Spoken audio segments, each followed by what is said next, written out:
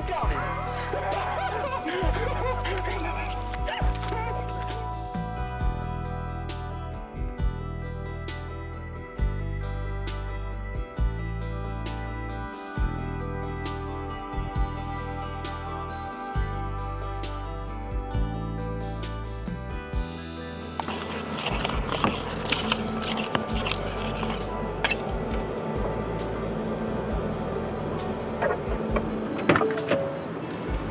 Big hunt morning. I am fired up. Hopefully them bulls are too, you know? I hope them bulls are. I hope this ain't our last hunt, but if it is, man, it's been good, you know? It's stressful pulling out after everybody's had all their stuff out, you know? Yeah. That's kind of sweet.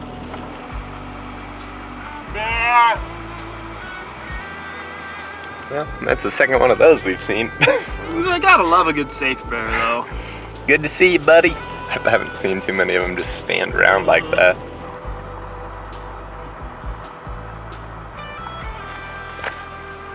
Jake's got eyes on some elk down there in That's the bottom. I'm not sure what they are. Let's go look. Let's go have a look, see. It looks IE.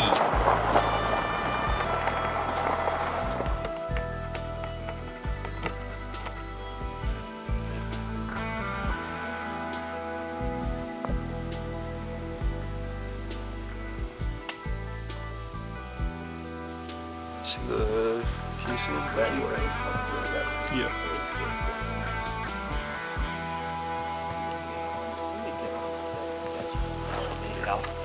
Like way back here. I think that might be the one that jumped the fence. Doing some cool rut stuff there. No pressure, but Applying pressure outdoors. kind of put his nose up in the air and kind of just Opened his mouth and tilted his head back and Yeah, he's still kind of tasting there. He's just moving. doing huddles. It's a subtle herd stuff.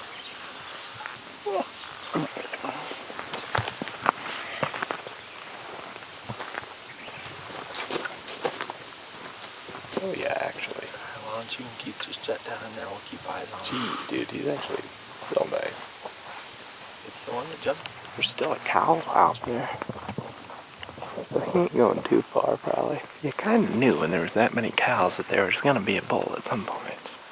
There is still one cow just standing out there, so yeah, I feel like having other ones around that's a good sign. Here, I'll set the panic alarm off on the truck and we'll get to going. Just thought about that as I felt my keys against a bunch of other stuff in my pocket. I think I like this. Did you see him? He's pretty nice. I mean, I didn't look at him close, but he's a 10-pointer at least. Kind of looked like a 12-point. did. Typical 12. Back home. We're standing up here glassing.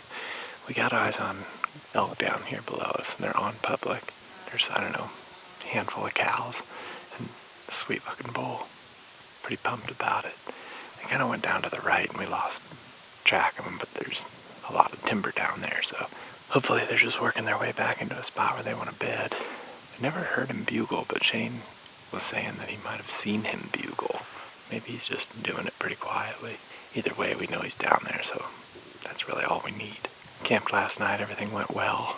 Got up early this morning. Kind of our plan is to start earlier, make these loops, and then get back, set up camp earlier, and just focus on hunting morning, middle of the day time frame as much as possible. But I mean, it's nice to know that we got a couple of good leads because the other guys heard a bull just up the road a little bit last night, and then we've seen this one now, so we got two pretty solid plans. I think the first plan is just drop down on that bull's elevation and work in towards him.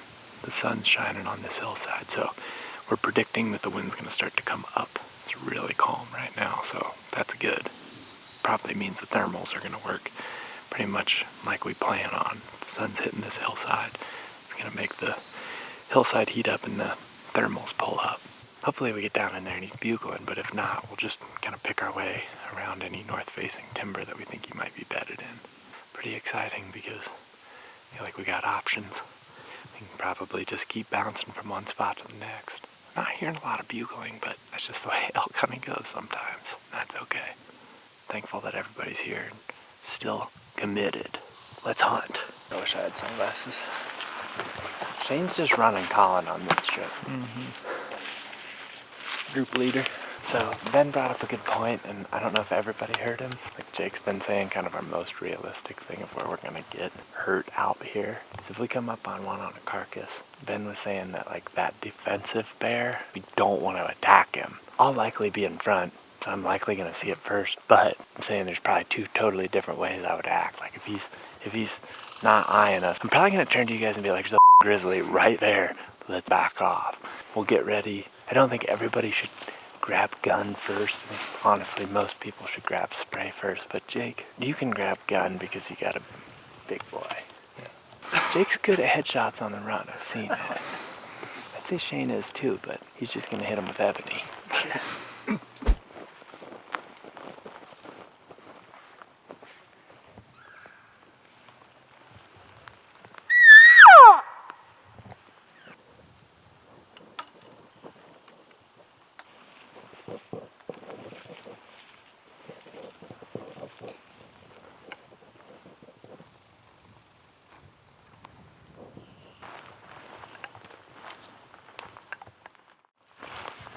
Turkey like that hot sage smell. Okay, slam dunk. Top of the hill. Slam dunk. 97?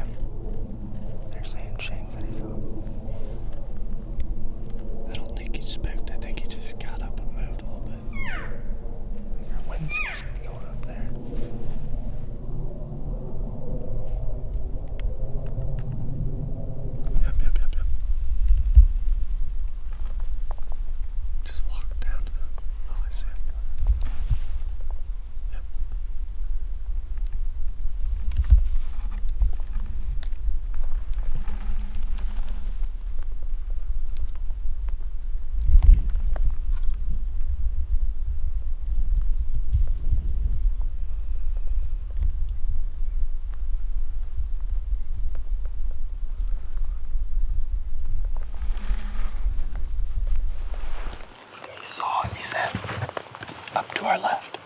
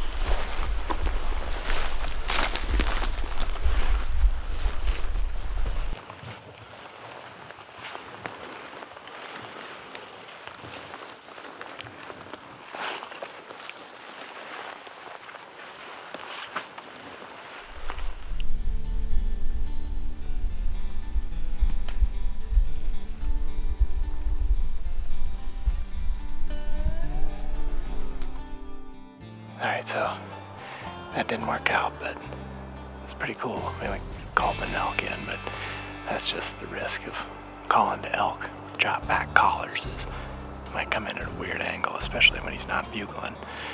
It's obviously a lot easier when you know which way he's coming from, but I think he smelled us. It's hard to tell from what those guys saw. He just walked away, so we're just kind of climbing an elevation. We're gonna start working through this dark timber. Maybe we can find him. Maybe we can find something else that we don't want to find, but who knows? It seems cool in here, shaded and stuff. So that's the game plan. I'm gonna loop back to the truck. If this doesn't work out, got a couple of different options for this evening.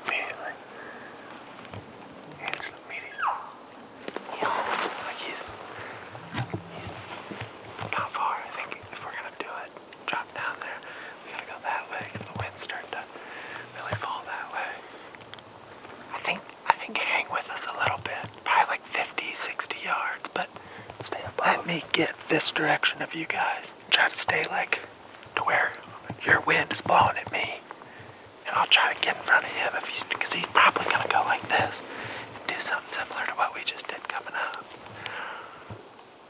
But I mean, yeah, I want you guys to be back, but I don't want you to be like way back. I think 50-ish, give or take 20. But if you cross inside the 20, you're too close.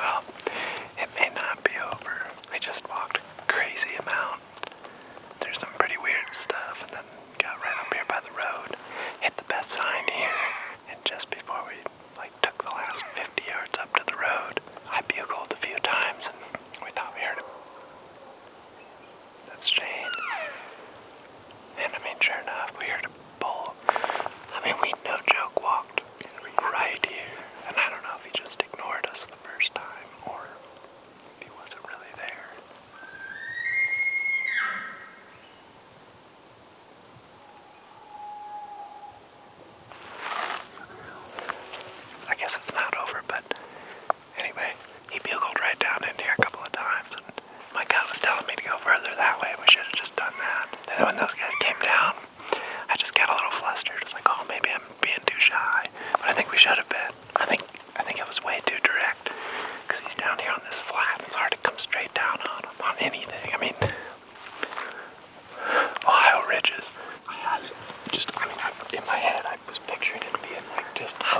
backside. I mean, we popped up there and I could actually see down to this. It was like, whoa.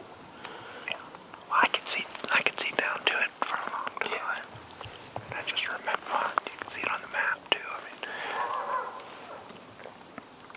he stopped me right before I saw him. Do you think he moved in like this? Like I think he was laying there.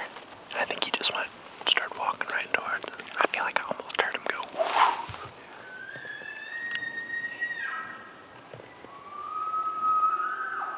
Go in there.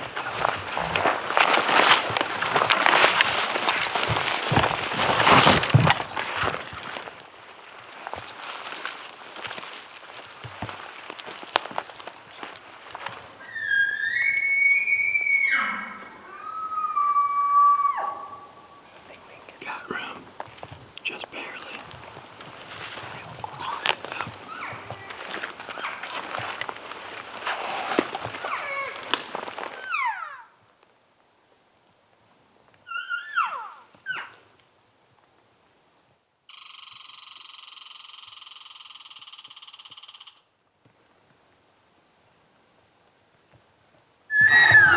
I see him.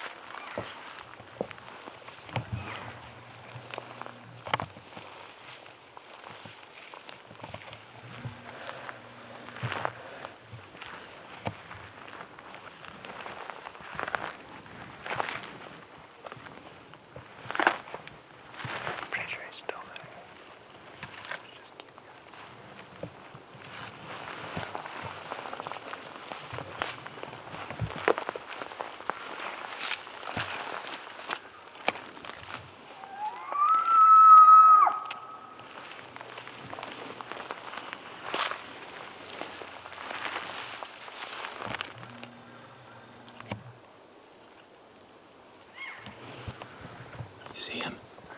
He's dropping down. He cut through that gap right there. The right, he dropped to the right. I see him. I might move up to this next tree. Depends on what he's doing here. I see him too. Pop up higher. Okay, sticking it. He starts going, dropping below the hill. We're gonna cut right up here in front of this tree, okay? Just sit still. Do you see him? Okay, look at the horizon. Oh, you're good. Damn it.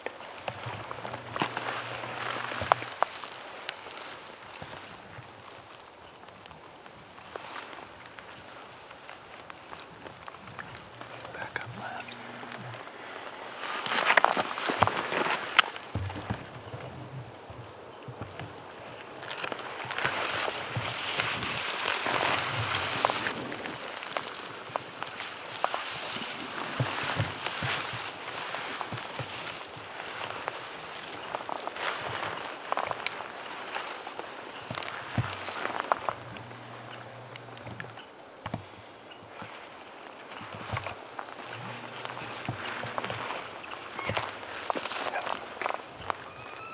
I see him.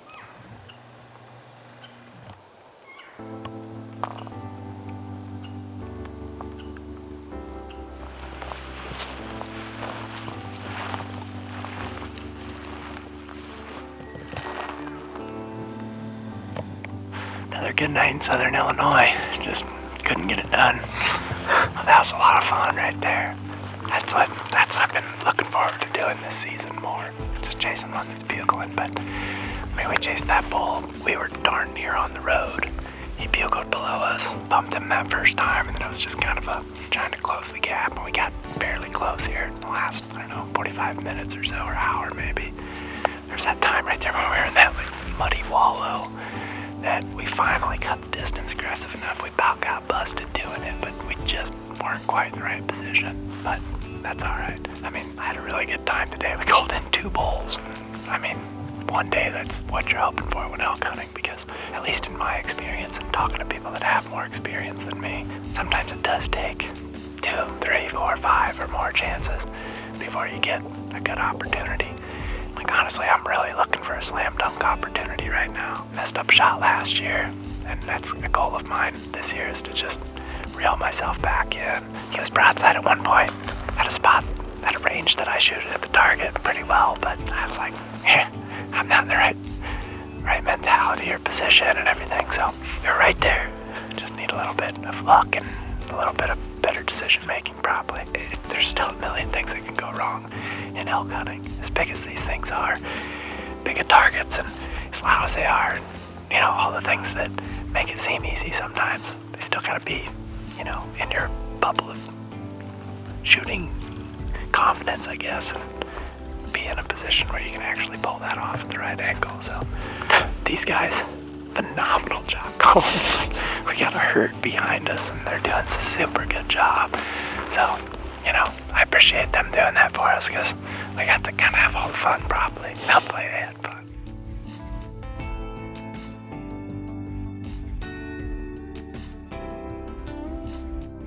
For the next week, we continue to have close calls.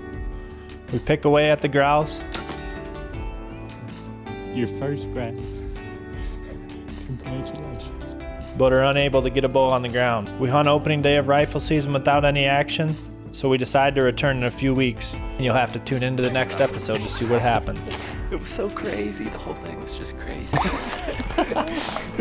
Yeah. Well, he didn't go anywhere. And our heroes head off the mountain with a cooler full and a drooping hitch hauler.